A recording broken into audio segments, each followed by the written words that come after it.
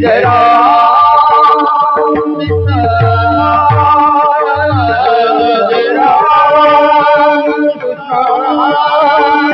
जय जय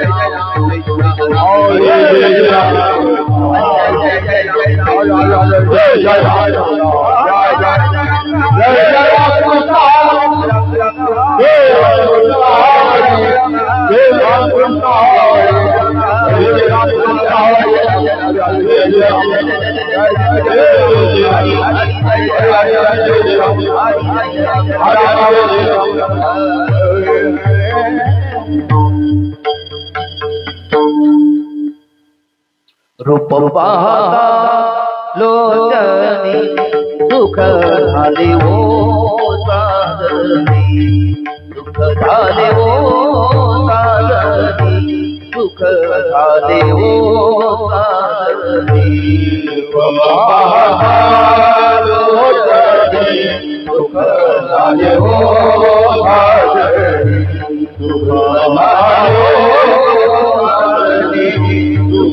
म्हणून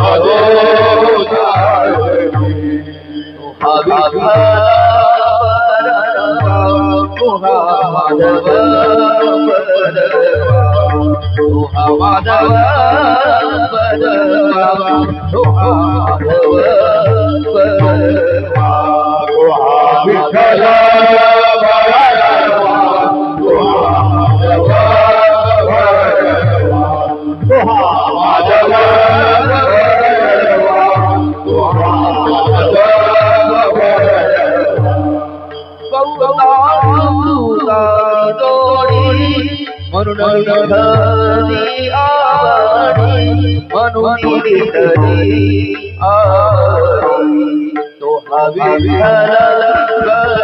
बरवा तो हा माधव बरवा तो हा माधव बरवा तो हा माधव बरवा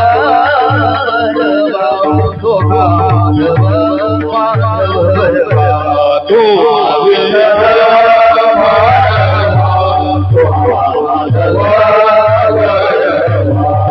हा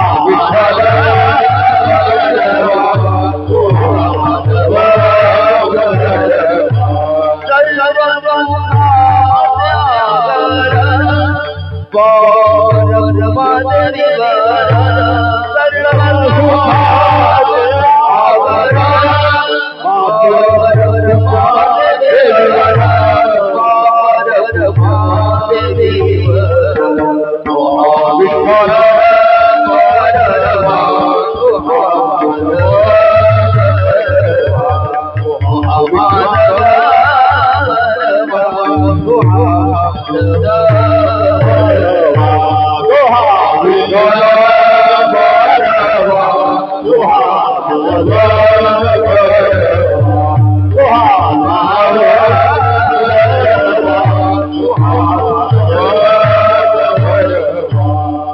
जय जय राम हरि जय जय हरि जय जय राम जय जय राम कृष्ण हरि जय जय राम कृष्ण हरि हरि जय जय राम कृष्ण हरि जय जय राम कृष्ण हरि जय जय राम कृष्ण हरि हरि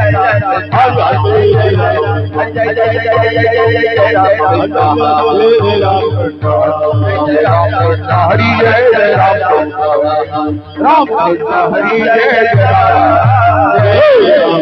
हरि जय जय राम राम कृष्ण हरि जय जय जय जय जय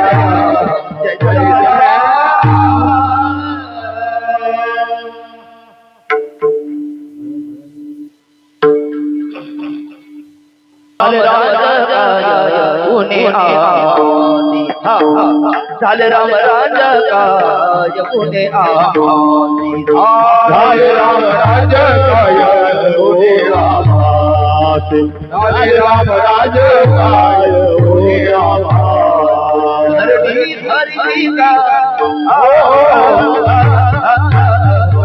धरणी धरणी का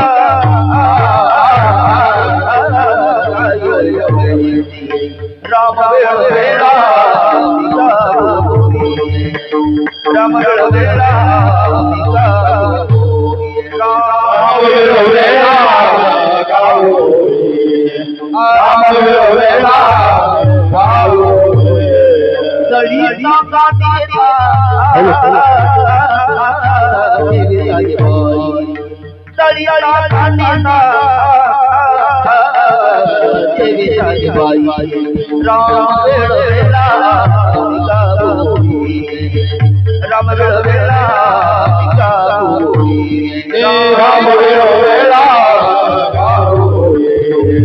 राम वेळा ही दुःख कोणी ना देते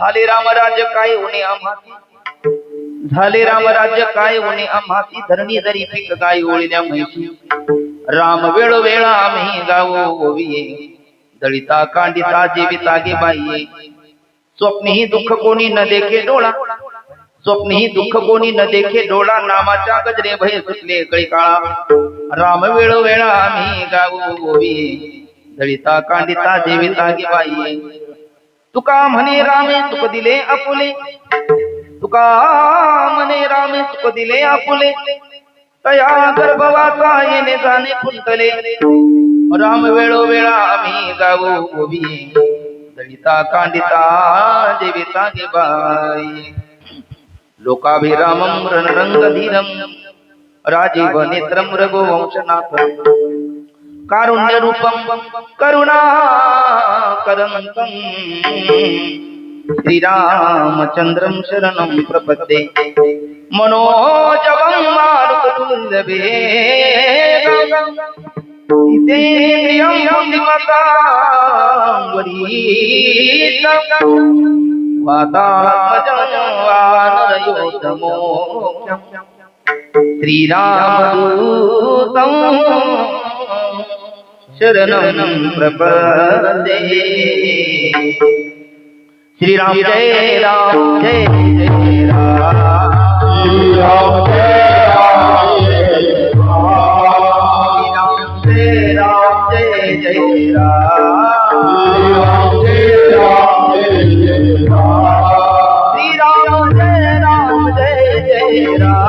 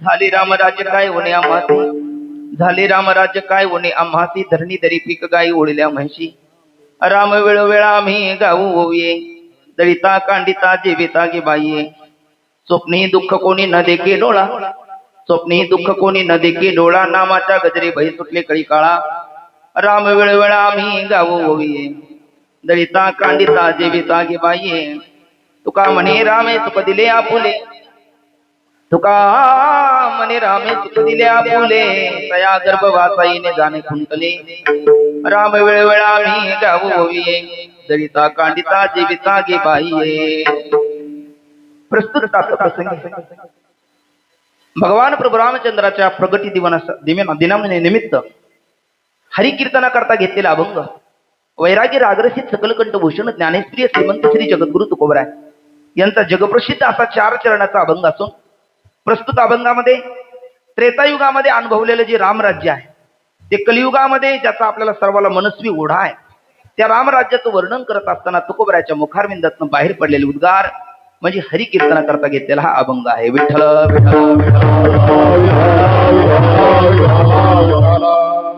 अभंगाचा शब्दशः भाव आणि विस्तृत भावार्थाचं चिंतन करण्यापूर्वी वक्त्याच्या दृष्टीने अल्पसा परिहार गरजेचा आहे आपल्या सर्वाला कल्पना आहे गोपाळ कृष्ण म्हटले की द्वापार युग आपण आहे ते कलियुग नृसिंह अवतार तो सत्ययुग कृतयुग मग रामराज्य कोणत्या युगात आता एकच राहिलं त्रेतायुगात बरोबर आहे आणि मग त्रेतायुगात घडून गेलं रामराज्य आणि कलियुगात तुकोबराय सांगतात हे तुकोबरायचं बोलणं खऱ्यातलं खरं कसं हे पटवून देण्याकरता 1 वर्ष आपलं गेलं 1-2 वर्ष डोहाळे पाण्यात गेले म्हणजे असे बरेच वर्ष आपले गेलेत आता या वर्षी काय पाहणार असं जर तुम्ही म्हणणार तर या वर्षी आपण थोडासा उलटा क्रम जाणार कधी कधी आपण जिन्यावर वर चढतो आणि वरून मग खाली येतो. तर यावर्षी आपण खालून वर जाण्याचा प्रयत्न करू. काय संतान एखादा राजा असला की राजाच्या महालाला अनेक दरवाजे असतात आणि कुठल्याही दरवाजाद्वारे आपण प्रवेश करू शकतो. जगद्गुरु तुकोबराय म्हणतात, तुका म्हणे आम्ही राजे त्रैलोक्याचे, त्रिभुवनाचे राजे आहे.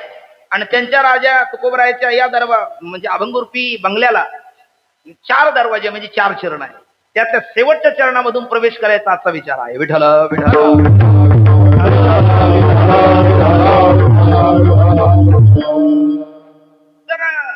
आता एक बाबांची प्रस्तावना. आपल्याला 3 शब्द कुणाला सहन होत नाही, माझ्याकडे बघा आणि थोडस प्रतिसाद द्या. तर पहिला शब्द आहे आपल्याला मर शब्द सहन होत नाही. दुसरा शब्द आहे आपल्याला मूर्ख शब्द सहन होत नाही. आणि तिसरा शब्द आहे आपल्याला दुःखी सहन होत नाही.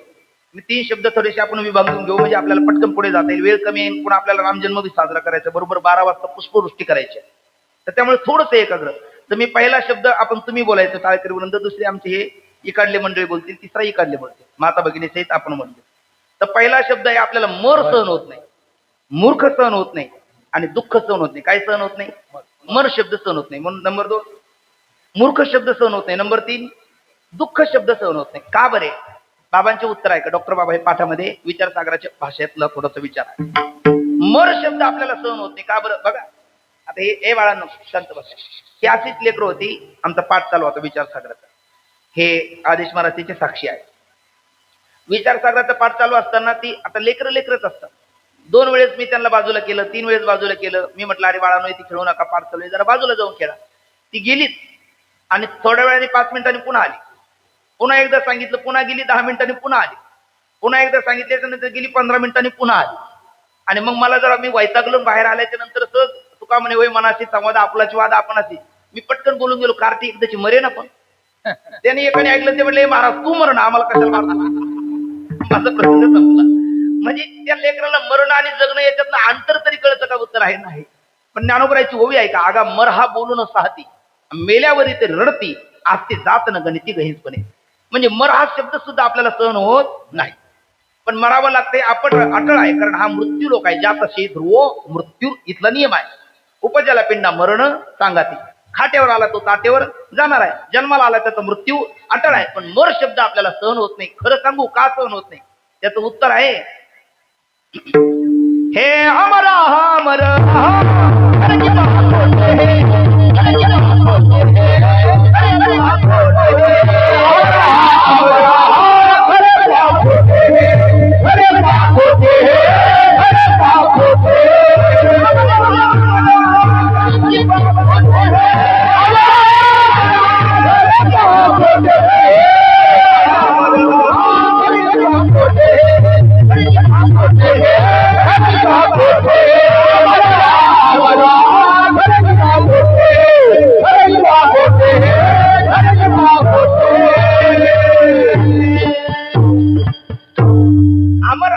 अमर आहा खरे की बात होते, पण वाटत नाही अमर. मग महाराज म्हणतात पुढे म्हणा न म्हणा देह माझा आहे.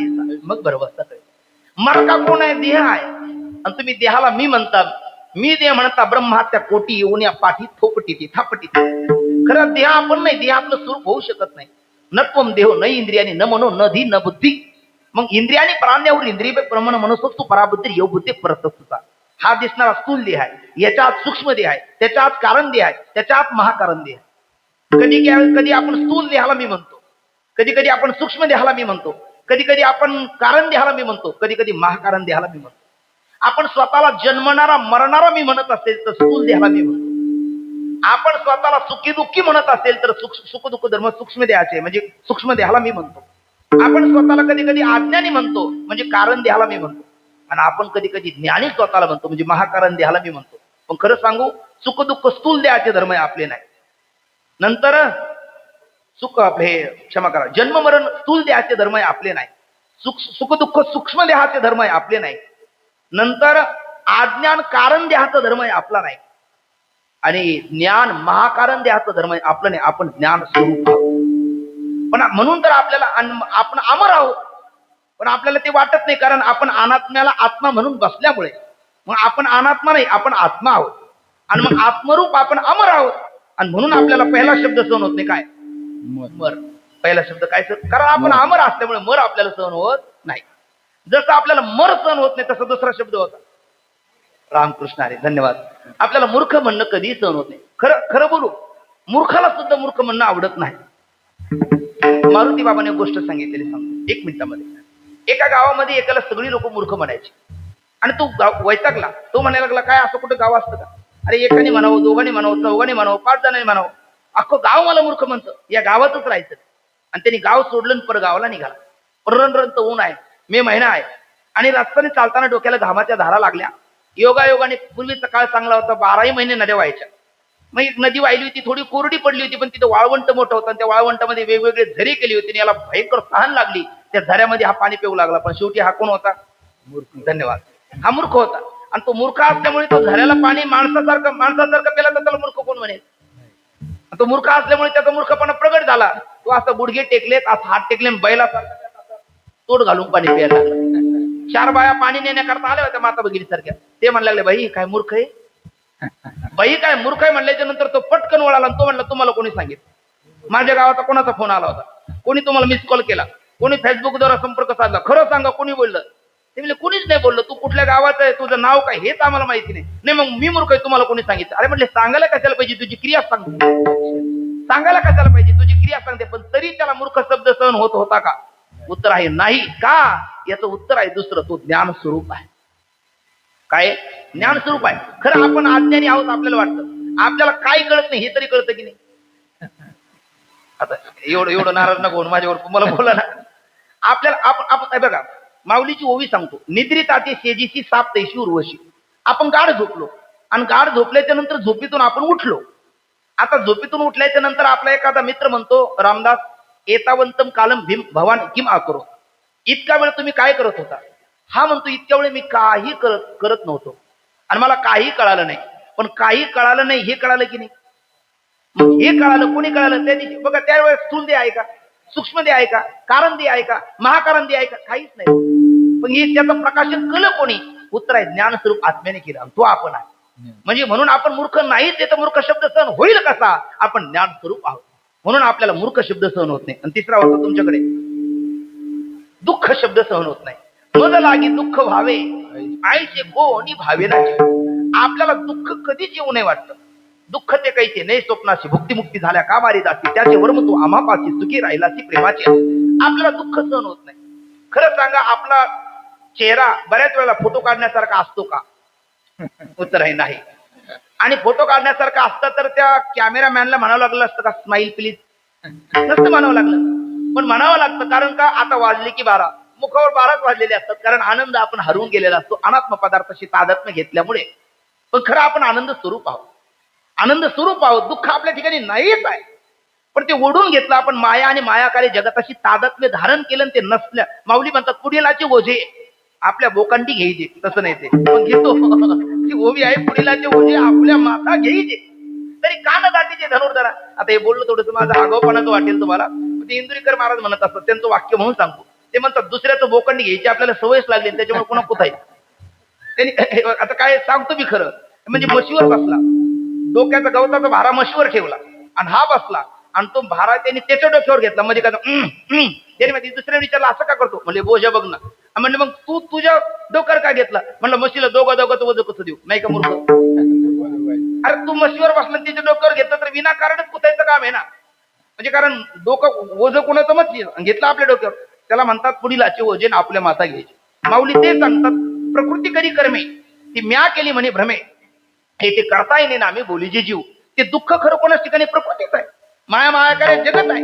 आपला त्याच्याशी काहीच संबंध नाही. कोणाचा कोणाशी नगडे संबंध आहे, शुद्ध बुद्ध ठाईची ठाई. आणि लोक संबंध लावतात, तो लोकांचा भाग आहे. लोक कसं तरी जगू देतात का सांगा? आम्हाला शाळेमध्ये गोष्ट होती गाढवाची, कदाचित तुम्हालाही असेल. म्हणजे बापले एक रस्त्याने चालले, गाढवाला घेऊन चालले.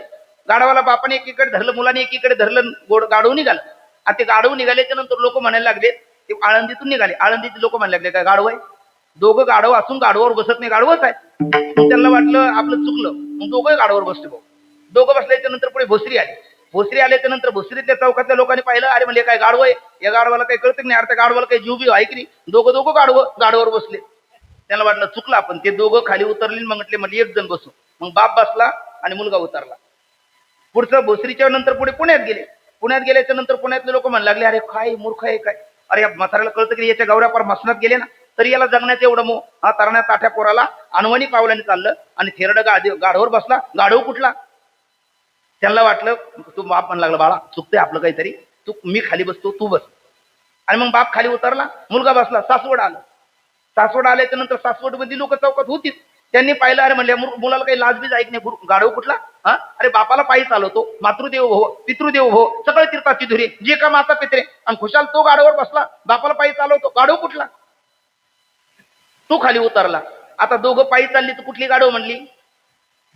एवढं तर ध्यानात ठेवायचं काम करणार बाबा. आळंदीतली गाढव म्हटली. दोघं बसली तर भोसरीतली गाढव म्हटली. बाप बसला तर पुण्यातली गाढव म्हटली. लेक बसला तर सासूमधली गाढव म्हटली. ती म्हणली येळकोट येळकोट जीव म्हणला. तिकडे गेल्यावर तरी आपल्याला कोणीही गाढव म्हणता कामा नाही. मग काय केलं त्यांनी? मग त्यांनी एक काम केलं. ते म्हणले, आता गाढवावर आपण बसलो किंवा आपण पायी चाललो तर लोक गाढव म्हणल्याशिवाय राहत नाही, आपणच गाढव खांद्यावर घेऊ. मग ते गाढवाचे पाय बांधले, म्हणजे दांडकं घातलं, ज्ञानोबा तुकाराम निघाले पुढे. जेजुरीतल्या लोकांनी पाहिलं, अरे म्हणजे काय गाढव ही, गाढवाला काही अक्कल बिक्कल आहे की नाही? अरे खुशाल गाढव खांद्यावर घेतलं. गाढव कुठली? गाढव खांद्यावर नसतं घ्यायचं. ते म्हणू लागले. दोघांनी विचार केला, बाबा म्हणजे काय, आपण कसंही केलं तर लोक आपल्याला गाढव म्हणतात. जोपर्यंत ते गाढव आपल्या सोबत आहे तोपर्यंत लोक आपल्याला गाढव म्हणणं थांबत नाही. कारण पतन उद्धार संघाचा महिमा. मग या गाढवांची संगती आपण सोडून देऊ. मग काय करू? हे गाढव देऊ शेततळ्यात टाकून. नेमकी तिथेही 4-2 लोक होती. यांनी ते गाढव दिलं शेततळ्यात टाकून. लोक तिथे म्हणले, अरे काय गाढव आहे, अरे यांना काही अक्कल पिक्कल आहे की नाही? गाढवाचा वापर करायचा सोडून दिलं, गाढव दिलं पाणी ढकून. गाढव कुठली? पण तरी या 2 गाढवाला कळलं नाही की या गाढवाचा विचार करू नये. मला सांगत एका तेजुने जन भक्ती करा, लोक त्याचा ओक धरिता धरवे नाम पतित पावना देवराया. आपण अरे जिथे रामाला, गोपाल कृष्णाला, जगत पित्या परमात्म्याला लोकांना नाव ठेवलं, आपण किती तरी आम्ही माऊली आहे ना.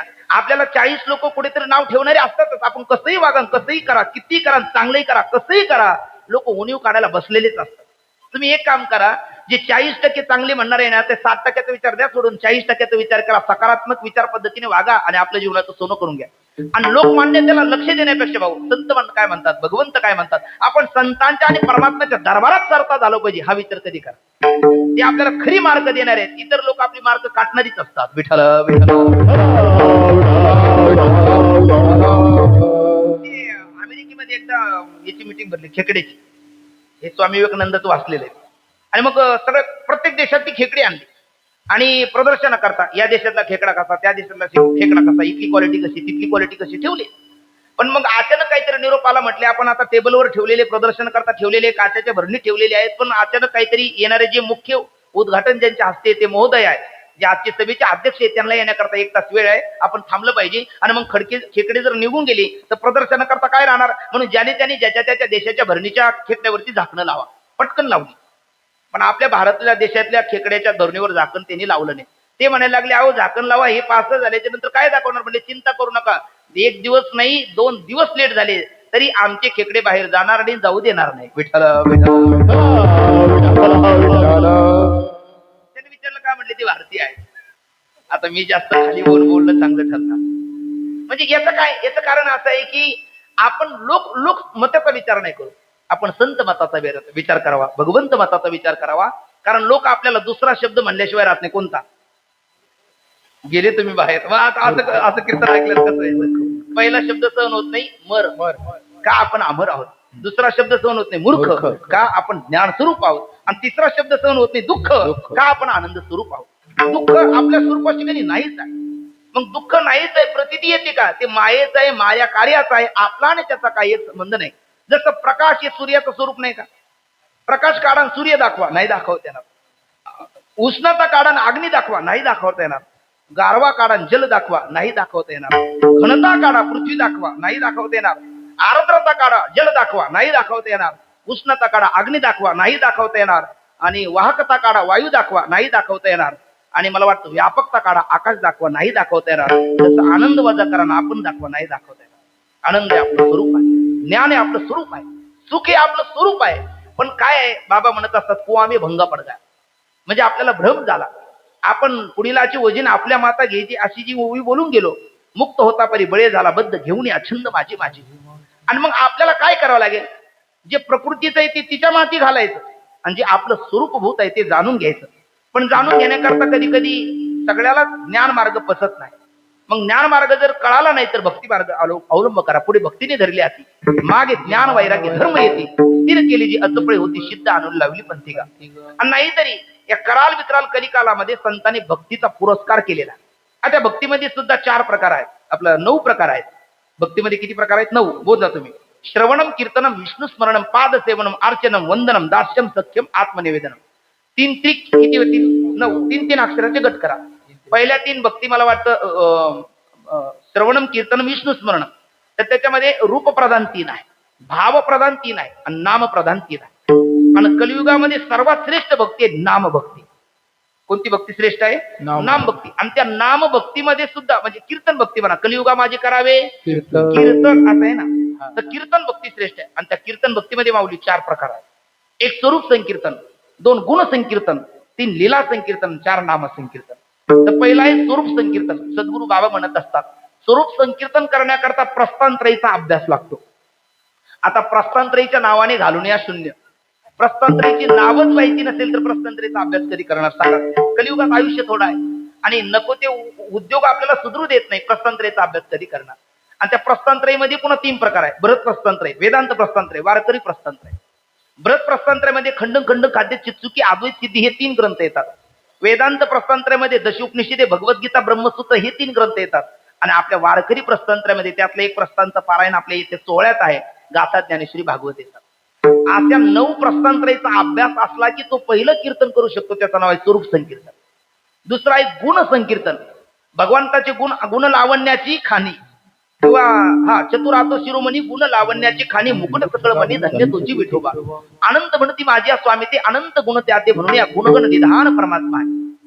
किमान त्याचे 6 गुण तरी आपल्याला माहिती पाहिजे. ऐका, यश, श्री, अवदार्य, ज्ञान, वैराग्य, ऐश्वर हे 6 गुण वरे वस्ती देत. आणि गुण त्यांनी कुणी कधी कुणाला केव्हा कुठे कसे दिले याचं ज्ञान असलं की मनुष्य दुसरं कीर्तन करू शकतो, गुणसंकीर्तन. लीला संकीर्तन करण्याकरता गर्ग संहितेचा अभ्यास लागतो. म्हणजे गर्गाचार्य भगवान श्रीकृष्णाचे गुरु त्यांनी श्रीमद भागवत महापुराण 18,000 श्लोक आहे, 12 स्कंद आहे. आणि त्या 12 स्कंदातला 10म स्कंद त्याच्यावर गर्गाचार्याने गर्ग संहिता एक टीका केलेली आहे. त्याच्यात गोपालकृष्णाच्या पूर्ण दिव्य लीला आलेल्या आहे. त्या गर्ग संहितेचा अभ्यास असला की तो करू शकतो 3रं कीर्तन. आणि त्याला काय म्हटलं असतं आपण? लीला संकीर्तन. पण नामाचे चिंतन प्रगट पसारा असाल ते करा जेथे तेथे. नाम संकीर्तन मात्र सगळे करू शकतात, कोणीही करू शकतो, कुठेही करू शकतो, कधीही करू शकतो, कसाही करू शकतो. पण फक्त त्याला भूत लागलं पाहिजे. विठ्ठल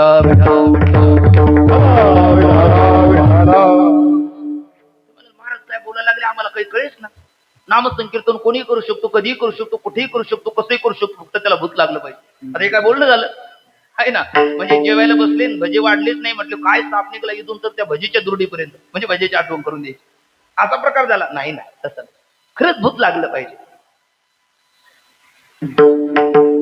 पंढरीचे भूत मोठे आल्या गेल्या झडपी बाती, तेथे जाऊ नका कोणी, गेले नाही आले परत कोणी. हे भूत लागलं.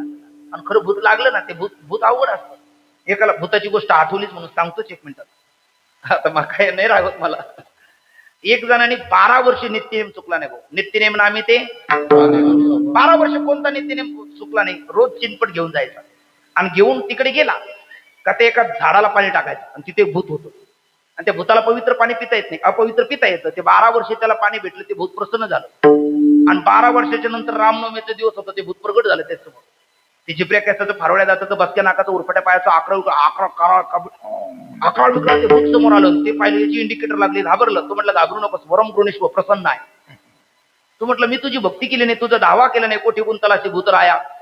तू सांगणार आहे बाबा, मी तुझा दावा केला का? तुझा आई म्हटले अरे तुला 12 वर्ष तुम्हाला पाणी पाजलं. म्हटले कधी? म्हणजे तू रोज नित्यनेमाने उरलेलं पाणी इथे टाकायचं. म्हटले हे अपवित्र पाणी मला पिता येतं, पिशाची योनीला पवित्र पाणी पिता येत नाही. तू मला 12 वर्ष पाणी पाजलं, मी प्रसन्न नाही, काय लागते ते मागून घे. तू म्हटलं आता सगळ्यात महत्वाचं इंद्र, चंद्र, महेंद्र आहे ना, हे जर माहिती असले 33 प्रकारचे देवता, त्यांचं सामर्थ्य माहितीये, ते काय देऊ शकतात हेही माहितीये. आता हनुमंतरायाकडे गेला बायको मला करून द्या म्हटल्याच्या नंतर चालेल का? ते म्हणेल माझंच झालं नाही, तुझं कसं करू? आणि रामाकडे गेला म्हटले बायको गेली, जरा पळून शोधून आणून द्या. ते म्हणले मलाच आणता आले नाही तर तुकडे कसं करू? असं होईल ना ते. म्हणजे इतर देवतेचं सामर्थ्य माहिती आहे, तुझं सामर्थ्य माहिती नाही. तू काय करू शकतो? त्या भूताने सांगितलं मी फक्त देवाची भेट करून देऊ शकत नाही, बाकी सगळं करतो. कुठलंही काम. पण ते भूत म्हटलं माझं एक आहे. म्हणजे काय? मला काम द्यायचं, काम नाही दिलं तर तुझं काम म्हणजे तुला स्वाहा. तो म्हणला लागला चिंता करू नका, आपल्याकडे कामाची कमी नाही. म्हटले मग काम करायला आपणही थकत नाही, डे नाईट ड्युटी, आणि मध्ये कुठली रजा नाही, काही नाही. मग म्हणले शुभ शिक्षक्रम आताच काम सांग. म्हणजे लगेच. म्हणले ह्या 25 एकरचा नंबर आपलाच आहे, नांगट काढून टाक. तो म्हणलं ठीक आहे. ती घरी गेलं, तोंड धुतला, चिंचनपट ठेवला, हातपाय धुतले, चहा घेतली, कपशी खाली ठेवली, भूत तिथे हजर. काम. तो म्हणला लागला नांगट. म्हणले काढून झाली. आता रानातच राहतो, डोकून पाहिलं सगळं काळं भंगार. म्हटलं अवघड आहे. म्हणजे मग आपली झाली अख्खी पारनेर तालुका नांगरून टाक. सांगायला काय? ते भूत गेलं. हा जेवण केला, झोपला, झोपून थोडासा क्वाम कुक्षी टाकली, नेमका थोडासा उठला, तितक्यात भूत हजर. म्हणलं काम. तू म्हटलं पारनेर तालुका झाला. म्हणजे मग नगर जिल्हा नंतर संध्याकाळी अंग टाकणार. पण तेवढ्यात आता याला एक काम लागलं. या भूताला काय काम दे? कारण याला जर काम दिलं नाही, हे आपलं काम केल्याशिवाय याला एकच काम. बेचैन झाला, झोपेतून अचानक उठायचा, त्याला झोप येईना, अन्न गोड लागेना, झोप लागेना, काही वेळ. 4 दिवसात तो गपक्याची गपका होता, असा झाला बारीक. का बरं? चिंता लागली त्याला, आणि चिंत्यारोग भयंकर असतो. आता याला काय काम? 2 दिवसात तर माऊली तो असा बारीक झाला. त्याचा मित्र भेटला, काय झाला? तो म्हणला काहीच नाही, भूत प्रसन्न झालं. आणि त्याला काम नाही दिलं तर ते आपलं काम करणार आहे ना. मला एकच चिंता आहे, त्याला काय काम देऊ? बरं त्याला कुठलंही काम दिलं, किती दिलं तर ते पटकन, आचक शक्ती असते त्या पेशाची होणी, ते पटकन ते पुन्हा मला काम मागतं. नाही काम दिलं तर माझं काम होईल, काय करू? त्या मित्राने त्याला बरोबर सगळं शिकून ठेवलं. ते भूत आलं, त्याने लगेच सांगितलं मला, ए जा 1,500 फुटाची बल्ली घेऊन ये. बल्ली कळते ना, उंच मेळ. ते भूत त्याला काय, मला ते हिमालयाच्या जंगलात गेलो, वायू वेगाने आलं ना ते घेऊन. तो लोक मित्राने सगळं शिकून ठेवलं होतं. ते म्हणले समोरच्या अंगणात गाड तिला खाली आपलं काय म्हणतात, किती सांगितली ती आपण? 1,000 फूट का? 1,500. हा, म्हणजे लक्ष आहे तुमचं, आहे ना. म्हणजे त्याच्यातली काय कर, वरचे 500 खाली घाल, वर 1,000 ठेव. ते भूताने ते काम केलं. नंतर मित्राने सांगितलं होतं, म्हणले बघ आता कुठलंही काम मी सांगितलं का ते काम करून यायचं. बरं मग, आणि उरलेल्या वेळात जा वर, ये खाली आला का वर जायचं, वर गेला का खाली यायचं, खाली आला का वर जायचं, वर आला का खाली यायचं. तू म्हटलं आजपर्यंत मी दुसरं काम सांगत नाही, तोपर्यंत माझी झोप मोडण्याकरता मध्ये यायचं नाही तर देन गाणं खाली. महाराज याला 8 दिवस झोपत आली नव्हती, कारण याला काम द्यायचं काम लागलं. पण आता भूताने किती वेगाने केलं तर हे काम संपणार नाही. जितका वेगाने वर गेला तितका वेगाने खाली येईल, जितका वेगाने खाली आला तितका वेगाने वर का, असं चालू झालं ते भूताची सेवा. आता हा त्या दिवशी 12 वाजता उठला बा, कारण त्याची 12 वाजायला आली होती पहिली. भयंकर थकला होता तो. 12 वाजता उठला आणि आळ्या पिळ्या देत म्हणला, ए धावत आलं जी महाराज. तो लगे इकडे दुसरं कोणीतरी आलं होतं. म्हणजे गणपतराव सांगणार आपलं हे कामच भेटे ना. असं काय काम हे, इकडे त्याला गणपतरावचे काम करून दे. आणि ते आल्याच्या नंतर आपल्या ध्यानात आहे ना, इकडे यायचं नाही. 4-5 दिवस आता लोकांना काय मारत, सगळी धावत यायला लागली. त्यांना भूत प्रसन्न झालं, काही काम करून देतो देवाची भेटीच्या अतिरिक्त. सगळी लोक त्याच्याकडे येऊ लागली. हा मस्त ताणून द्यायचा. 4 लोकांना म्हणायचं काही नाही तुम्ही, हा किती लागते, किती दिवसापासून आडलं, किती प्रयत्न केला, अहो 5 लाख आले, काही नाही म्हणजे 50,000 द्या फक्त. घ्यायचे 50,000. इकडे यांचे काम करून दे. बरं त्याला काही द्यायचे नाही, त्यात पुन्हा काही 50 नाही, काही वाटा नाही, काही नाही, बितपगारी पुला अधिकारी. ते यायचं, ते काम करून द्यायचं. असं बरेच दिवस चालल्याच्या नंतर ते भूत कंटाळलं ना. ते भूत मला, ए भाऊ म्हणले काय, म्हणले तू जर असं करशील तर मग निघून जाईल. म्हणजे निघून जा, त्याची वाट पाहतो. ते भूत निघून गेलं. मला हे भूत सांगायचं, मनरूपी भूत चंचल मी मला कृष्ण प्रमाती बलवत दृढम तशाम निग्रह म्हणणे वायू सुदुष्करम. आणि आता माऊलीची ओवी ऐका. वायामन हे नाव एरवी कल्पनाची सावेव दयातीने संगे जीव दशा वस्तू. आपण जीवत्वाला प्राप्त झालो, जीव दशेला आलो. जीव दशेला आल्यामुळे आपल्याला आपण मरणारा वाटतो, पण तत्वता आपण अमर आहोत. आपल्याला स्वतःला मूर्ख अज्ञानी वाटतो, पण तत्वता आपण ज्ञान स्वरूप आहोत. स्वतः आपल्याला दुःखी वाटतो, पण तत्वता आपण आनंद स्वरूप आहोत. पण मग आपल्या स्वरूपाची ओळख आपल्याला झाली नाही तर आपण त्या भूताचा विचार सोडून द्या. आपलं मनरूपी भूत आहे ना, ते रामरायाच्या चरणी समर्पित करायचं. रामरायाच्या चरणी मनरूपी भूत समर्पित करणं म्हणजे मन हे राम झाले. मन हे राम झाले, प्रवृत्ती ग्रासुनी कैसे निवृत्तीशी आले. आणि मग त्या रामरायाने आपलं मन रामरूप झाल्याच्या नंतर रामराया त्याचं जे सुख आहे म्हणजे ब्रह्मसुख आहे, स्वरूपभूत सुख आहे, ते सुख आपल्याला देतात. आणि ते सुख आपल्याला दिल्याच्या नंतर मग जन्म मरण परंपरा खंडित होते असं बोलतो. तुका म्हणे राम सुख दिदे आपुले, तुका म्हणे राम सुख दिदे आपुले.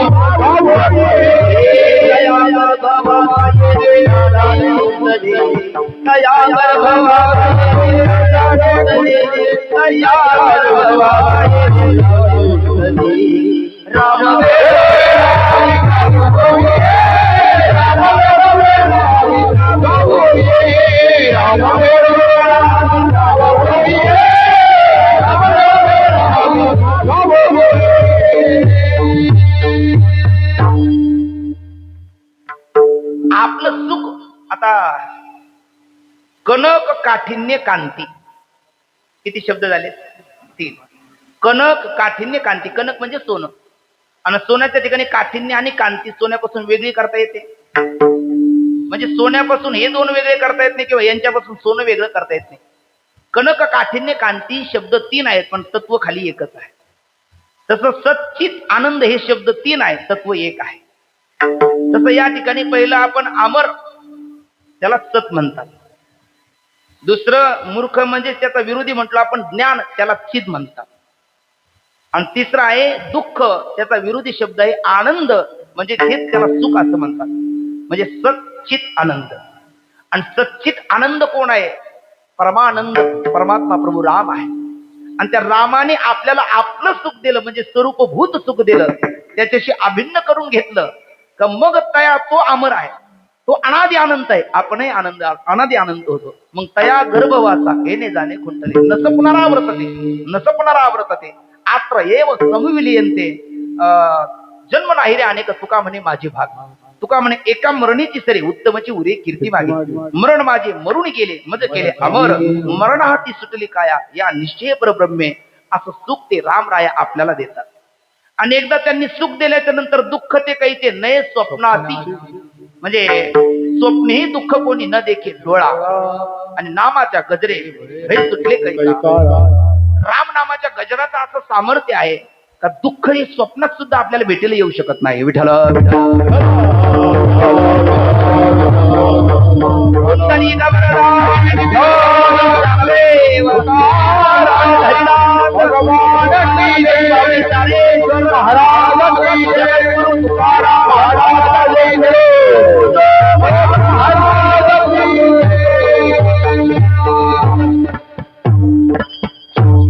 पटकन उत्तर द्या.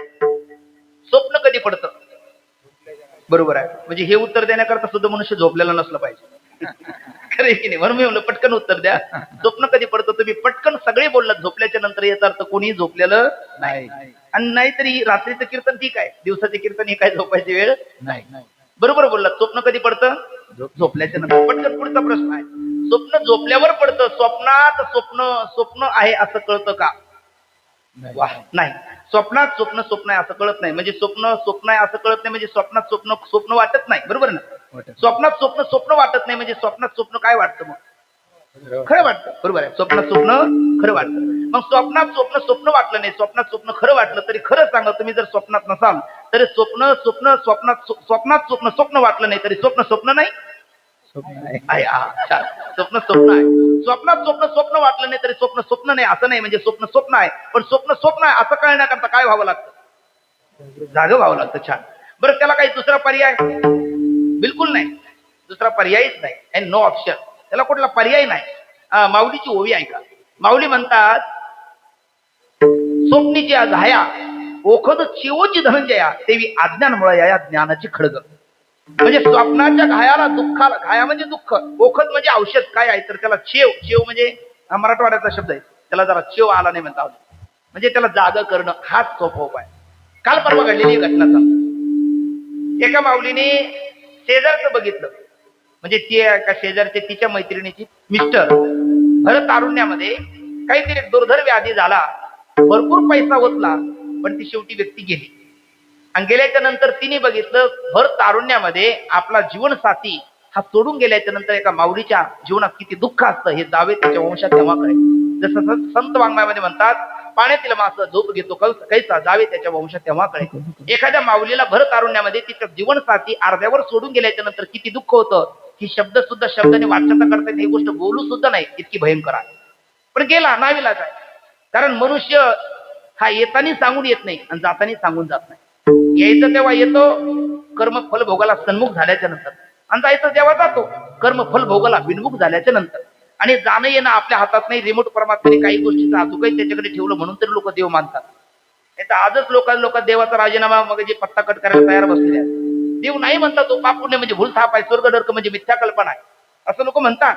तुम्ही देव पाहिला का म्हणजे नाही, मग देव पाहिला नाही तो आहे का शोध असं बोलतात. मी शिक्रापूरला येत होतो, माझ्याकडे गाडी नव्हती त्यावेळेस, कीर्तनाला येत होतो. एक बुलेट गाडीवर बसलेला तो म्हणू लागला, महाराज महाराज दिसतंय वाटतं. म्हणलं पोत्रच नाही, महाराज होते. कीर्तनाला निघालं वाटतं. म्हणजे आता कीर्तन मी काय तमाशा करणार काय, कीर्तनाला निघाला. कीर्तन कोणा करता करता म्हणलं देवा करता करतो. म्हणजे देव कुठे आहे, म्हणजे सर्वत्र आहे, मग करा इथं कीर्तन.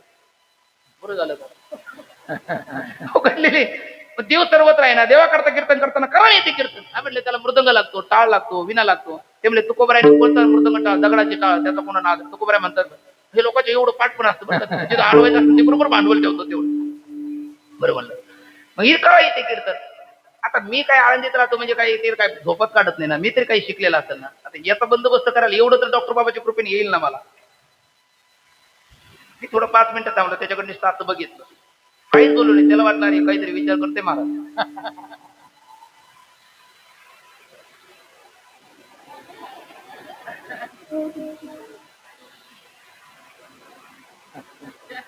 म्हणलं हे महाराज म्हणलं बोल. देवा करता कीर्तन करता म्हणलं हो. देव कुठे आहे, सर्वत्र आहे, मग इथे कीर्तन करा ना. नाही म्हटलं ते मंदिरात करावं लागतं. ते म्हणलं देव जर सर्वत्र आहे तर मंदिरात का जावं लागतं. म्हणलं तुला उत्तर पाहिजे ना. म्हणलं हो. म्हणलं रागावणार नाही. तो म्हटलं बिलकुल नाही. म्हणलं आई शपथ. तो म्हणलं आई बापाची शपथ. म्हणलं मग थांब 1 मिनिट. तिथं खेळा पडलेला होता, एक दगड होता, तो बुलेट गाडीवर बसून बोलत होता.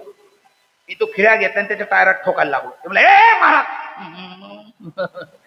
काय बोललं ते सांगत, असं काय करतोस म्हटलं. म्हणलं त्याच्या प्रश्नाचं उत्तर देतो शांतबाई. शांताबाई ऐकत नाही. म्हणलं जरा शांत राहा. तो म्हणलं हे काय करताय. म्हणलं हवा कुठे आहे. तो म्हणला सर्वत्र आहे. मग सर्वत्र जर हवा आहे तर म्हणलं टायरात काय बाहेर काय सगळीकडे आहे ना, मग ती काढून टाकतो, गाडी पळवू तिच्यात. नाही म्हणलं त्याच्यात बंदिस्त केल्याशिवाय गाडी पळत नाही. म्हणलं मग तसंच आहे, देव सगळीकडे आहे पण मंदिरात गेल्याशिवाय त्याची अनुभूती येऊ नाही. जाऊ का आता असं म्हटलं. जा मला आलो मी, माझ्याकडे काय बघता.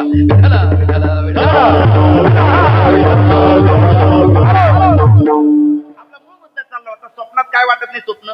स्वप्न वाटत नाही. मग स्वप्न नाही असं होत नाही, त्याकरता जागा व्हावं लागतं. मी सांगत होते त्या माऊलीने बघितलं स्वप्न, तिचे पती गेले.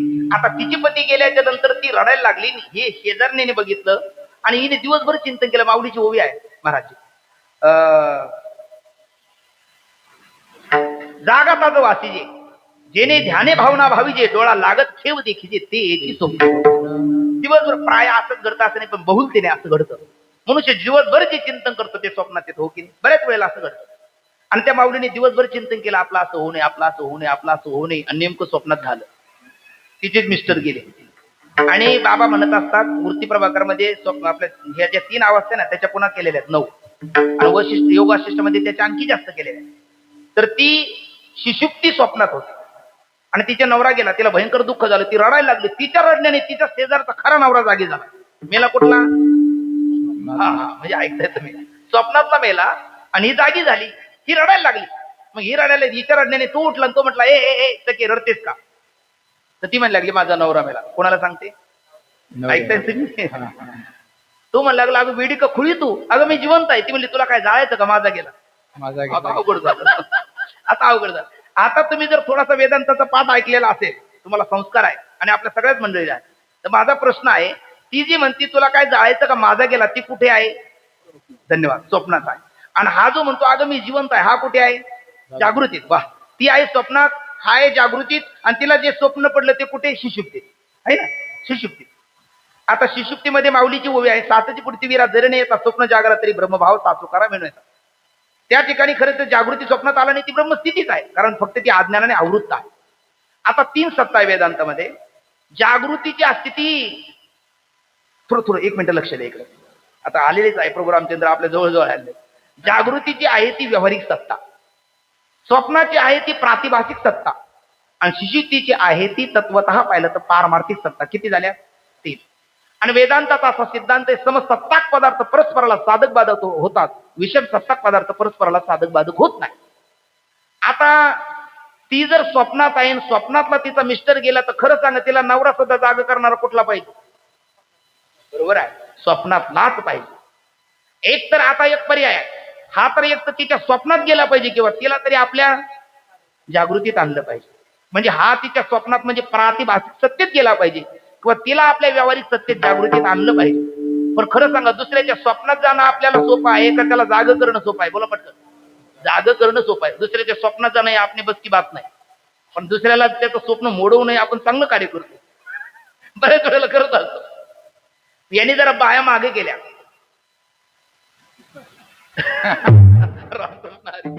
साहेबांनी असे तोंड केले, आता किती मारतो ऐकून असला होता. आणि एक जोराचा ठोका लावला. ठोका लावल्याच्या नंतर ती जागी झाली. आता ती जागी झाल्याच्या नंतर ती खो खो खो हसायला लागली. माता वर्ग पटकन खरं बोलायचं, मारल्याच्या नंतर तुम्ही हसता का रडता? का तुमचा उलटा कार्यक्रम? तसं शक्य नाही, आपल्या काकणेवाडीत तरी शक्य नाही. मारल्याच्या नंतर रडतात, पण ती हसायला लागली कारण तिचा भ्रम निवृत्त मेला. तर दुःख खरं झालं म्हणून तर हा खरा उठला ना, बरोबर की नाही? म्हणजे याचा अर्थ खोटं खोटं कोणा दुःख होऊ नाही. आणि मग तुकोबरा ते सांगतात, स्वप्नीतही दुःख कोणी न देखे. स्वप्न खोटं का खरं? पटकन बोला बघू. खोटं आहे. आणि स्वप्नात आलेलं भूतही खोटं आहे. आणि स्वप्न खोटं असल्यामुळे स्वप्नात आलेला देवही लागतं. काय तुम्ही एकदमच गप्प झाला? तेव्हाच हे वाटतं, म्हणजे खोटं खोटं सुद्धा आपल्याला दुःख नको आहे. मज लागी दुःख व्हावे नाहीशी कोणी भावी नाही. आणि ते दुःख आपल्या जीवनात येऊ नये असं वाटत असेल, आपल्याला असं वाटत असेल, म्हणजे स्वप्न इथेही दुःख कोणी न देखे डोळा. तर मग काय करावं? राम वेळा वेळा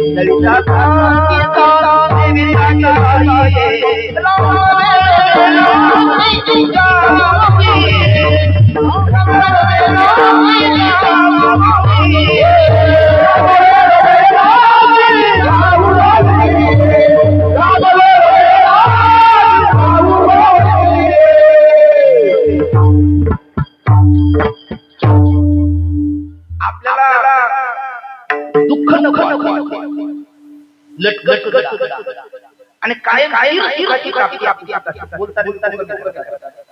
तर आपण एकच करावं, राम नामाच्या ओव्या वेळोवेळी गाव्या. कामामध्ये काम काही म्हणा, राम राम जाईल भव श्रम सुख होईल दुःखाची. कारण मग आपण कामराज्यात राहणार नाही, कामराज्यातून आपण ज्ञान राज्यात येऊ. कारण मला वाटतं त्याच्या पुढे अगोदर घ्या, कामराज्यातून स्वराज्यात येऊ, स्वराज्यातून ज्ञान राज्यात येऊ. आणि राम म्हणजे साक्षात ज्ञान आहे ना, म्हणून ज्ञान राज्यातून आपण राम राज्यात येऊ. आणि मग आपणही म्हणू, झाले राम राज्य काय उद्या मानली, धरणी धरी पीक गाई उद्या. मग ते राम राज्यात येण्याकरता आपल्याला राम कथा म्हणजे रामाचा जन्म झाला पाहिजे. राम जन्म होऊन चाललं नाही, राम वनवासात गेला पाहिजे. वनवासात जाऊन भागणार नाही, त्यांनी रावणाला मारला पाहिजे. आणि रावणाला मारून भागणार नाही, तो पुन्हा राजगादीवर बसला पाहिजे. आणि तो राजगादीवर बसल्याच्या नंतर त्याच्या रामराज्यात आपण गेलं पाहिजे. मग आपण म्हणू काय होणे आम्हाला विठ्ठल विठ्ठल. त्याच्याकरता राम जन्म झाला पाहिजे. आता रामाचा जन्म आपण करू. रामाचा जन्म करायचं म्हटलं म्हणजे राम एखाद्या लुंग्या सुंग्या करता येत नाही. काय हे बघा, एखादा मंत्री जर गावात आणायचं म्हणलं तर गावातलं पात्र सुद्धा ते दर्जेचं असलं पाहिजे. तसं वैकुंठ अधिपती परमात्म्याला या धरातलावरती आणायचं म्हणलं तर तेवढं पात्र कोणी तर दर्जेदार असलं पाहिजे ना. उगाच सामान्य करता कोणी कसं येईल. परमात्मा येतो तो कोणाही करता येत नाही. परमात्मा दुर्जना करता येतो का परमात्मा सज्जना करता येतो. परमात्मा पूर्ण जो म्हणजे व्हीआयपी दुर्जन आहे त्याच्या करता येतो किंवा व्हीआयपी सज्जन आहे त्याच्या करता येतो. मला प्रामाणिकपणाने तुम्हाला सगळ्याला माझ्यासहित आपणच आपल्याला प्रश्न विचारू. आपल्याला आम्ही पूर्ण सज्जन आहोत अशी म्हणायची ताकद कोणाची आहे? कोण म्हणू शकतो का मी माझे सज्जन जगात कोणीच नाही, मी खरा सज्जन आहे. म्हणजे टेबलाच्या खालून मी कधीच व्यवहार केला नाही. जो काही व्यवहार केला तो व्यवस्थित केला, प्रांजळ केला, सत्य केला. असा कोणी तुम्ही मई का लाल आहे क्या पुत्र आहे म्हणजे सज्जन म्हणायचं आपलं धाडस नाही. बरं जाऊ द्या, माझ्यासारखा दुर्जन कोणी नाही असं तरी म्हणण्याचं आपलं धाडस आहे. असंही नाही म्हणजे आपण धड सज्जन नाही धड दुर्जन, ना इधर ना उधर, धोबी का कुत्ता असं म्हणतात ना, घर का ना घाट का. तशी माझ्यासहित आपल्या सर्वांची स्थिती आहे. मग परमात्मा सज्जना करता येत नाही म्हणजे पूर्ण सज्जन असेल त्या करता येतात, पूर्ण दुर्जन असेल त्या करता येतात. मग परमात्मा पूर्ण दुर्जन असेल त्याच्याही करता येतात आणि पूर्ण सज्जन असेल त्याही करता येतात. पुरावा काय? हल्ली पुरावा दिला पाहिजे. श्रीराम महाराज पुरावा दिला नाही तर समाजिक वाईट लागलेला आहे. महाराज तुला कुठे पुरावा देत नाही पुरावा, अवघड आहे. मग पुरावा आहे भारतीयाचा धर्मग्रंथ श्रीमद भगवद्गीता आणि भगवद्गीतेतला 4था अध्याय यदा यदा धर्मस्य ग्लानिर्भवते भारत अभ्युत्थानम धर्मस्य तदात्मानं सृजाम्यहम्. त्याचा पुढचा श्लोक प्रसिद्ध आहे. साधूनां परित्राणाय हे सज्जन, दुष्कृतां विनाशाय हे दुर्जन, आणि धर्मसंस्थापनार्थाय अहम युगे युगे संभवामि. काय आहे? जीव येतो, भगवंत येतो आणि संत येतात. 3 शब्द सांगतो, योग्य जोड्या जुळवायच्या आपल्याला. कर्म, कर्तव्य आणि करुणा. चला बोला पहिला कर्म 2, कर्तव्य 3, करुणा. कर्म करता यावं लागतो तो जंत आहे, कर्तव्य म्हणून येतो तो भगवंत आहे, आणि तुमची आमची करुणा म्हणून येतात ते संत आहे. विठ्ठल विठ्ठल. मग कर्म म्हणून आपल्याला यावं लागतं खंतितेनं, कारण होणे गाढव पुत्रा. इच्छा असो नसो आपलं कर्म आहे, आपल्याला यावंच लागतं. भगवंत आपलं कर्तव्य म्हणून येतात. भगवंत कशा करता येतात? कर्तव्य म्हणून येतात. आणि संत करुणा म्हणून येतात, तुमची आमची करुणा. कारण संताला वाटलं हे धड दुर्जनात बसत नाही, धड सज्जनात बसत नाही. मग जे दुर्जनातही बसत नाही, जे सज्जनातही बसत नाही, दुर्जन तर म्हणता येत नाही पण सज्जन म्हणावं तेही सिद्ध होत नाही. आणि असा जो मधला वर्ग आहे त्यांच्याकरता जो परमात्म्याचा अवतार आहे तो संत अवतार आहे. आणि मग ते संत अवतार घेऊन ते सद्गुरूकडे म्हणतात, जे खळाची व्यंकटी सांग त्या सत्कर्मी रती वाढो भूता परस्परे पडो मैत्र जीवाचे. आपल्या अंतकरणातला खळपण जावा म्हणजे दुर्जनपणा जाईल आणि ओरिजिनल खाली उर्वरित सज्जन राहील. जसं सासू त्याने सांडचे खांडीचे पैपाने राजहंसे तुझं ज्ञान विज्ञान त्याशी वाटणे देव, किंवा सलिली पै जैसे एक होऊनी मिळले असे निवडून राजहंसे वेगळे केले. राजहंस संत आहे. सामान्य जीव बगळा असतो किंवा फार झालं तर कावळा असतो, राजहंस नसतो. राजहंस संत असतात. जो कावळा असतो तो निश्चितच विशेष सेवन करतो, बगळा असेल तो सरसकट घेतो, आणि राजहंस असेल तो पाणी जागेवर ठेवून दूध घेतो. तसं संत हे राजहंस आहे. आपल्या जीवनातला दुर्जनपणा घालून उर्वरित सज्जन खाली ठेवतात आणि भगवंतापर्यंत आपल्याला घेऊन जातात. पण मग तो भगवंत येण्याचा आजचा जर दिवस असेल तर कर्तव्य म्हणून परमात्मा कधी येतो आपल्याला सर्वाला कल्पना आहे. त्या काळामध्ये या धरातलावरती 3 मोठे प्रस्थ होते. एक लंकापती रावणाचं प्रस्थ, दुसरं विदेहराज जनकाचं प्रस्थ, आणि तिसरं दशरथ महाराज हे अयोध्याधीश यांचं प्रस्थ. आता या 3 प्रस्थामध्ये दशरथाचं लग्न झालं, तिथेच विघ्न रावणाने त्याच वेळेला केलं. त्याला आपल्या वेदांतात म्हणतात ना रायगा बास ना बजिगी बासुरी. ही व्यवहारातला आहे. कारण नाशात कार्यनाशात. कारणाचा नाश केला का कार्याचा वेगळा नाश करावा लागत नाही. यांच्या पोटी येणारा परमात्म्याचा अवतार आपला काळ आहे, मग यांनाच ठेवायचं नाही. म्हणून दशरथ आणि कौशल्या यांनाच एका पेटीत बंद करून समुद्रात सोडून देणारा तो रावण. पण परमात्म्याची लीला आघात आहे. तिथे त्यांना परस्पर गांधर्व पद्धतीने त्यांनी विवाह केला. आणि मग राजाचे अनेक दिवस गेले. जे राज्य ब्रह्महत्या घडे ते राज्य पर्जन्य न पडे, शुक्रे धरी आले पाणी आडे आवर्षण पडे बहुकाळ. 3 ब्रह्महत्या महाराज दशरथाकडनं झाल्या. त्याच्यामध्ये एक श्रावण बाळ, तो गेला आणि त्याच्या वियोगात त्याचे माता पिता गेले आणि त्यांनी शाप दिला, आम्ही जसं पुत्र वियोगाने तडफडून मरतो तसे तुला 4 पुत्र असतील पण एकही अंतकाळाला राहणार नाही. महाराज दशरथ जसं उद्विग्न अवस्थेत घरी आले, पण त्याला म्हणतो चिखलातून कमळ उगतं, कधी कधी वाईटातून चांगलं होतं. आपल्याला एखादा गळूसारखा आजार झालेला असावा, एखाद्याने बाण मारावा आणि ते घाणेरडं रक्त निघून जाऊन आपल्याला आरोग्य लाभावं, तसा प्रकार महाराज दशरथाचा झाला. वशिष्ठाने सांगितलं, अरे 4 पुत्र अंतकाळाला राहणार नाही, पण त्याच्याकरता अगोदर व्हावे लागतील ना. ब्राह्मणाचा शाप एक प्रयोजन वरदान आहे, तुला 4 संतती होते. त्याकरता गुरुदेव काय करू म्हणले, पुत्र कामेष्टी यज्ञ कर. आणि पुत्र कामेष्टी यज्ञ केला. दशरथा हे पायस दान तुझ्या यज्ञ मी प्रकट झालो, हा माझा सन्मान. ते पायस पात्र घेतलं. कुलगुरु वशिष्ठाने सांगितलं, विलंब करिता विघ्न ओढवेल, सत्वर होईले भाग करा. आणि काही रुसली, ते विघ्न झाले, घारीने ते नेले निज भागा. मग दोघीने आपला स्वतःतला भाग दिला, तो घशाच्या खाली जाईना. वशिष्ठाने मंत्र बांधून दिलं आणि पाणी दिलं आणि मग ते तिघीने प्रसाद सेवन केला. तिघीलाही 7 महिने झाले. धर्मशास्त्र आयशे डोहाळे पुसावे त्यांचे पुरवावे म्हणून. मग पहिली कौशल्या, दुसरी कैकई आपलं सुमित्रा आणि तिसरी कैकई. कौशल्याकडे गेले तर सदा समाधीस्थ रामरूप झाले, कौशल्या माऊली नामा म्हणे. उदरात असे भक्ताचा कैवारी, तेथे कैचावरी देहभाव. महाराज दशरथाने एखाद्या वेळेस आपली बायको रुसली असेल, ज्यांची ग्रस्ती आहे त्यांच्याकरता मंत्र सांगतो, शिकून घ्या. तुम्ही नका माझ्याकडे पाहू, तुम्ही अजून तिकडे आला नाही, येऊ नका. ज्याची जळते त्याला कळते.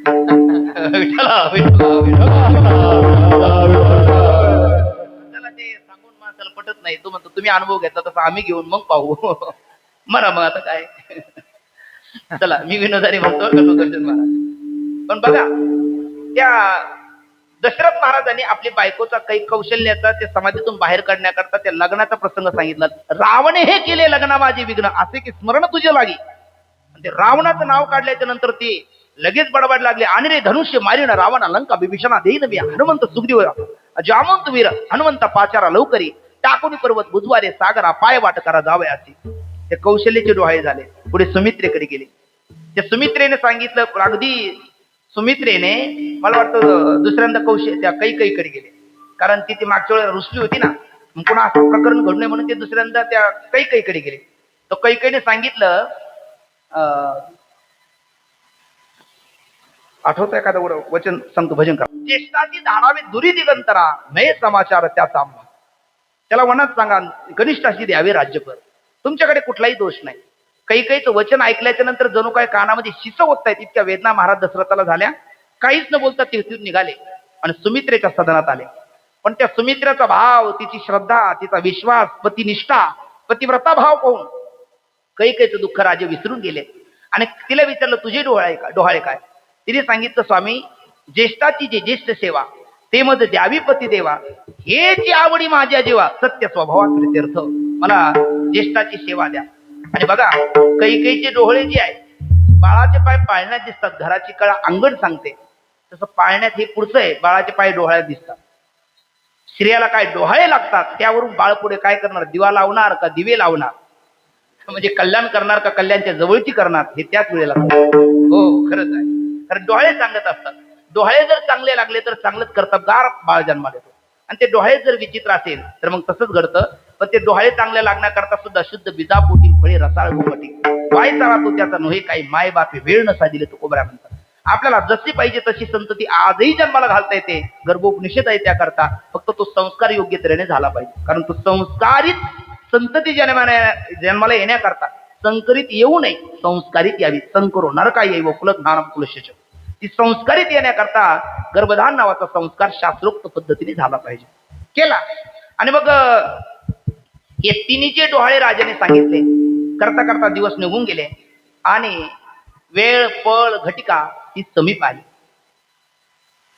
अगदी माध्यानाला सूर्य आलेला आहे आणि सूर्य सुद्धा आकाशामध्ये शांत स्थिर झालेला आहे. उत्तम हा चैत्र मास, ऋतू वसंताचा दिवस, शुक्ल पक्ष ती नवमी, उभे सुरवरती व्योमे. माध्यान्नासी दिनकर पळभरी होय स्थिर. आणि ते वशिष्ठ महाराज म्हणतात, माझे संचित धन्य धन्य आता पाहिन मी कांता लक्ष्मीच्या. खर तर या रघु घराण्याचं पौरोहित कर्म मी त्याच करता स्वीकारलं का भगवान परमात्म्याचं गुरुपद मला प्राप्त होणार आहे. वशिष्ठ महामुनी बोलतात. आणि ती वेळ घटिकापळ जवळ आली. बरोबर 12 वाजायला 5 मिनिटं बाकी राहिली. इकडे त्या गरोधर स्त्रीच्या प्रसव धर्माच्या ज्या वेदना आहेत त्या माता कौशल्येला त्या चालू झालेल्या आहेत. आणि अशा काळामध्ये इकडे 33 प्रकारच्या देवता, 11 आदित्य, 12 रुद्र, 8 वसु आणि 2 अश्विनी कुमार, या 33 प्रकारच्या देवता आकाशामध्ये आहेत. भाग्यवान आहेत चंद्रही आणि सूर्य आहे. दुर्जनाचा येणे करुणी संहार पूर्ण अवतार रामकृष्ण. भगवान प्रभू रामचंद्र काय आहे, देव 2 वंशामध्ये आले. सूर्यवंशामध्ये आले आणि चंद्रवंशामध्ये आले. सूर्यवंशामध्ये आले ते भगवान राम रूपाने आणि चंद्रवंशामध्ये आले ते गोपाल कृष्ण रूपाने.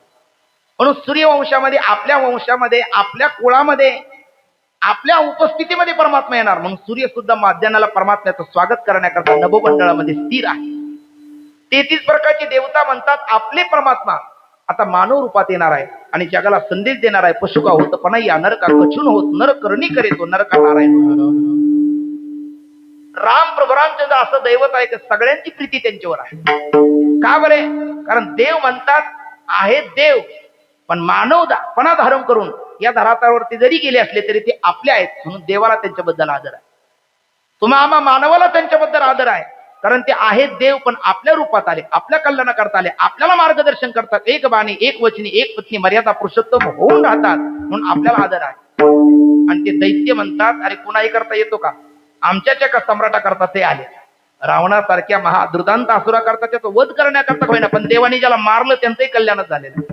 त्यामुळे आमच्या करता आले.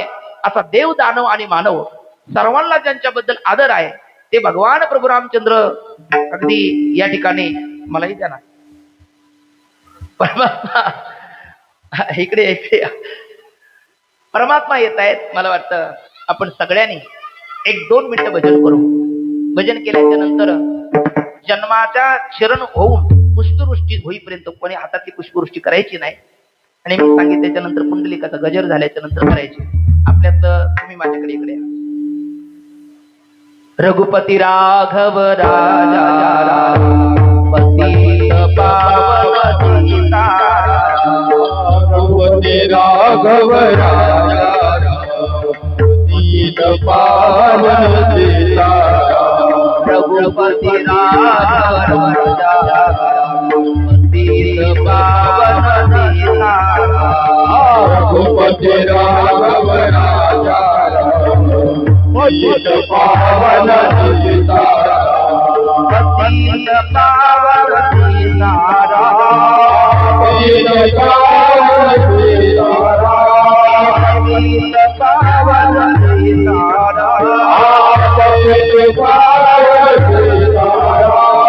रघुपती राघव राजा पतित पावन सीताराम.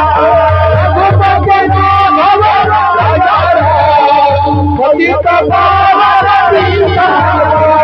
रघुपती राघव राजा पतित पावन सीताराम.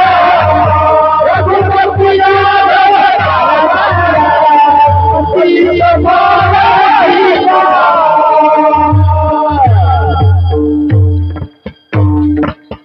अयोनि संभव अयोनि संभव अयोनि संभव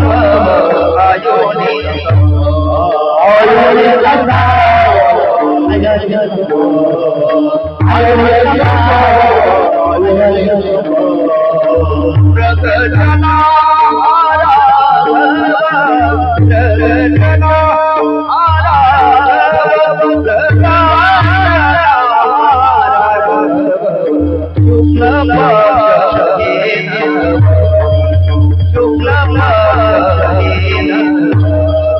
प्रगजना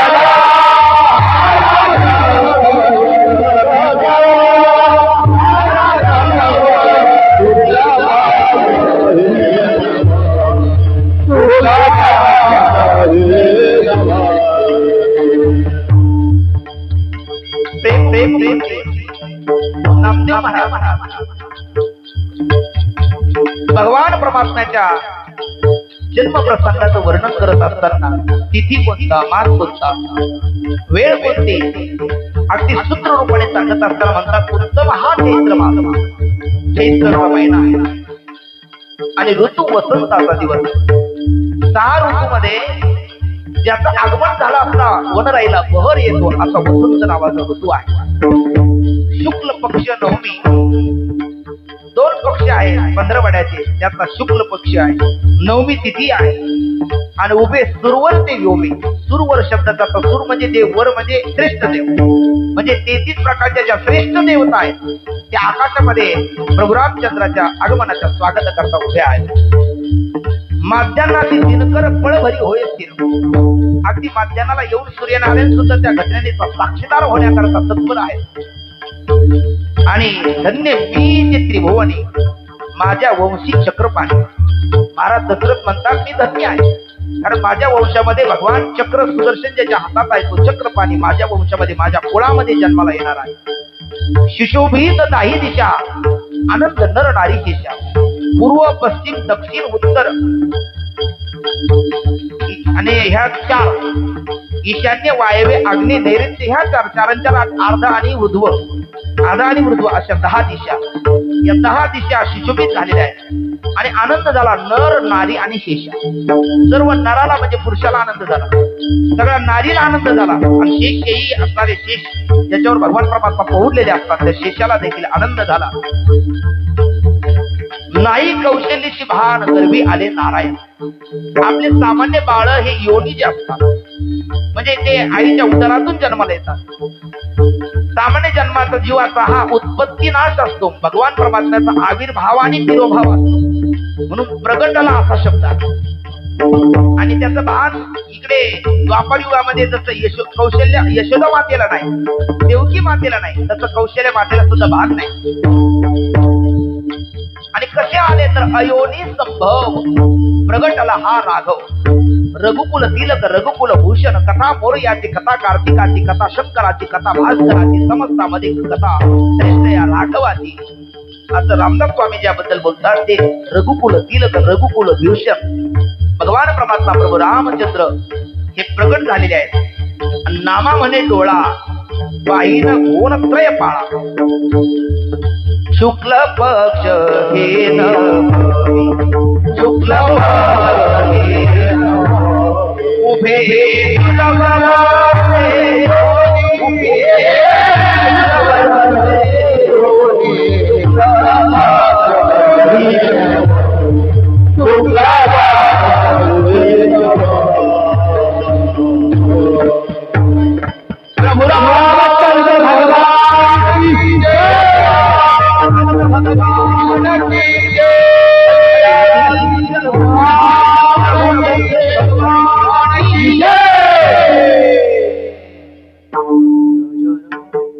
माझा प्रभु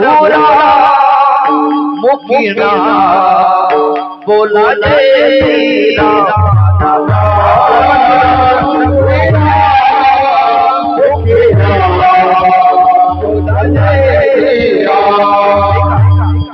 प्रभू रामचंद्र आणि आपली काकणेवाडी नाही, आज अयोध्या आणि हे मंदिर नसून हे भगवान दशरथाचं महाल आहे आणि या सगळ्या यशोदाच्या मैत्रीण आहे. आपण सगळे प्रभू रामचंद्राचे मित्र आहोत आणि हे सगळे दशरथ महाराज आहे असं समजा. आणि अगदी सोपं बोलू का, हे शरीर म्हणजे पृथ्वी आहे, त्याच्यातलं अंतकर्म म्हणजे उत्तर प्रदेश आहे, त्याचं चित्त म्हणजे नंदाचा वाडा आहे आणि त्याच्यामध्ये बोध रूपी राम जन्माला आला. राम जन्म लाग सखे राम जन्माला आणि त्या रामरायाचं स्वागत करण्याकरता आपण बोलतोय. माझ्या पाठीमागे सगळ्यांनी बोलायचं, टाळीचा पण आवाज आला पाहिजे. माझा प्रभू बोला जय राम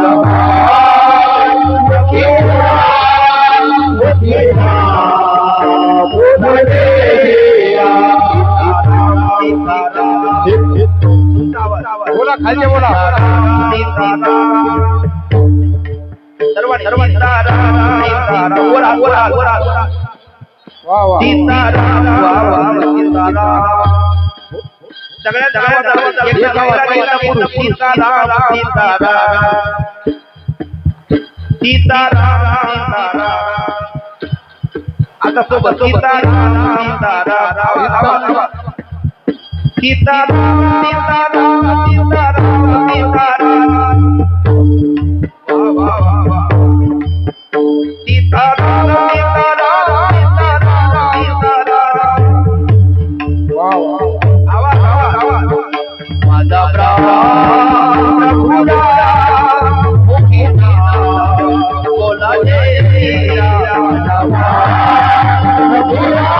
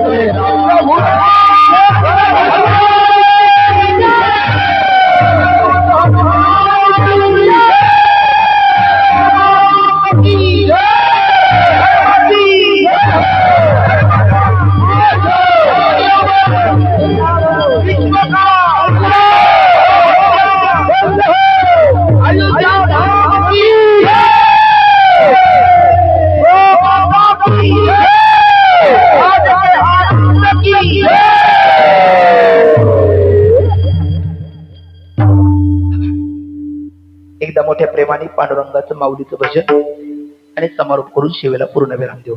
हरी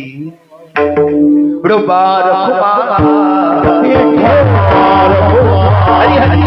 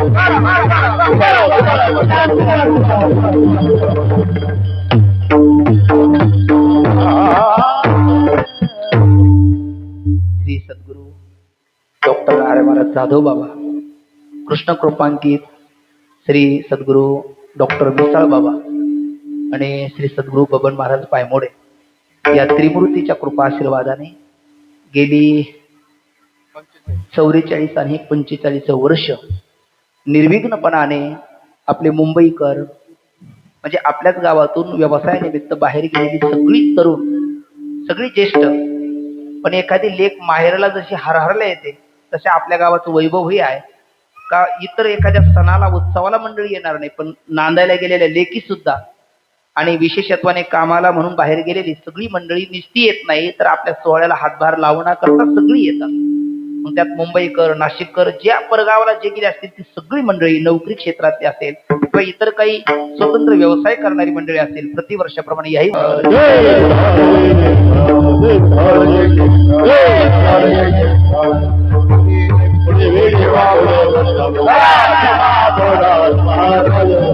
अरे